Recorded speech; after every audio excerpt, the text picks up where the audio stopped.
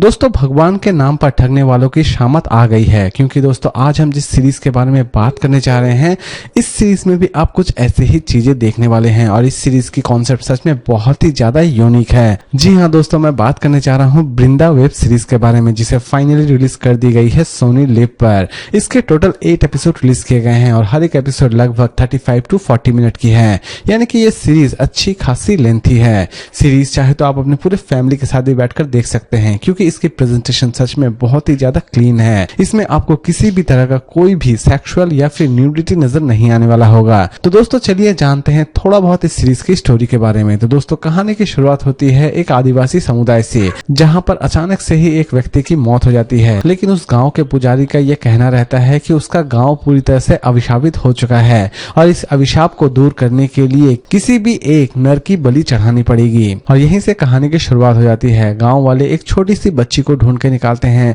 जिसे बलि चढ़ाया जाने वाला होता है, लेकिन अचानक से ही वो उस गांव को छोड़कर भाग आते हैं। और दूसरे ही पल हम देखते हैं कि वृंदा अब बड़ी हो चुकी है। लेकिन इसी बीच अचानक से ही तालाब में एक डेड बॉडी पाई जाती है, जो कि बहुत ही ज्यादा खराब हालत में रहती है। सभी पुलिस ऑफिसर्स को ऐसा लगता है कि इसने आत्महत्या की है, लेकिन वृंदा को ऐसा लगता है कि इसे किसी ने मार दिया है। और यहीं से कहानी की शुरुआत होती है।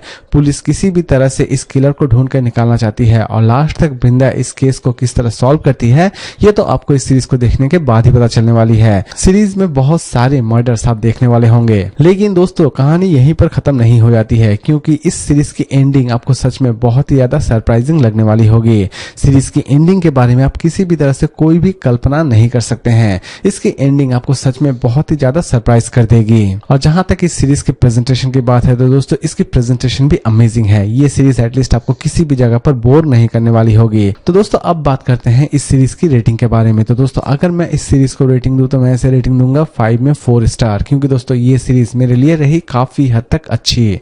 सीरीज में अच्छा खासा सस्पेंस क्रिएट किया गया है। सीरीज की एंडिंग भी आपको मास्टरपीस लगने वाली होगी। सीरीज के बीच बीच में आप सच में बहुत ही ज्यादा कंफ्यूज होने वाले होंगे। सीरीज बहुत ही ज्यादा फ्रेश बनाई गई है, इसीलिए इसे चाहे तो आप अपने पूरे फैमिली के साथ भी बैठकर देख सकते हैं। तो दोस्तों अगर आप सोच रहे हैं कि इस सीरीज को हम देखें या ना देखें, तो दोस्तों ये सीरीज स्पेशली वो तो जरूर देखें जो कि क्राइम थ्रिलर और मिस्ट्री सीरीज देखना बहुत ही ज्यादा पसंद करते हैं, क्योंकि एटलीस्ट इस सीरीज की कॉन्सेप्ट आपको सच में बहुत ही ज्यादा यूनिक लगने वाली होगी। किलर के मोटो के बारे में जानने के बाद आप सच में हैरान रहने वाले होंगे। तो दोस्तों अगर आप इस सीरीज को मिस करते हैं, इसका मतलब आपने एक अच्छी खासी क्राइम थ्रिलर सीरीज मिस की है। तो दोस्तों उम्मीद करता हूं कि आज का ये रिव्यू आपको पसंद आया होगा। फिर मिलते हैं एक नई वीडियो के साथ।